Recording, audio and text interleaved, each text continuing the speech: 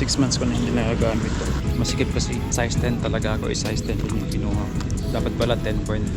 Yung dalawang running shoes ko 10.5 eh.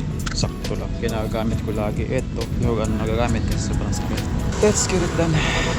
The detail I've been trying to keep, you wanna know that if I'm the bad and you're losing, I guess it's my bad.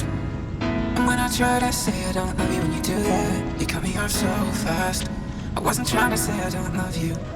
The wall you say that I put up, well you're the fortress. You never let me say the words, at least I'm honest. We're done sa first workout. Next ko is 90 minutes. Enjoyed na naman to. Ito kasi yung tinatawag nilang ano eh, super shoes ba? Hindi ko pa kasi alam paano gamitin ng tama to eh. May extra push kasi to eh. Tapos syempre mabigat pa yung katawan ko eh. Hindi siya ideal sa timbang ko ba. So yung extra push napupunta lang sa paa ko. Naiipit yung mga daliri ng paa ko. Nagsisiksikan sila. 37 minutes. Water break. 34 minutes to go. Isang oras na.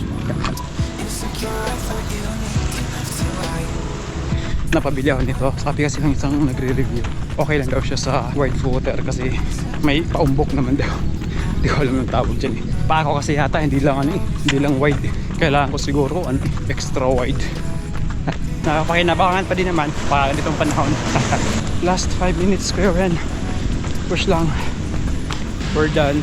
90 minutes. Dalawang workout dapat to eh. Isang 50 at saka 40. Pinagsama ko na lang, tamad tayo.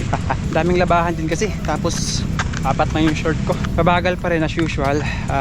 So nag-adjust ako ng konting speed, mga 5 minutes bago matapos. Sasabihin na naman eh, sipag mo naman sa training kahit umuulan. Iba kasi yung masipag sa no choice. No choice na talaga.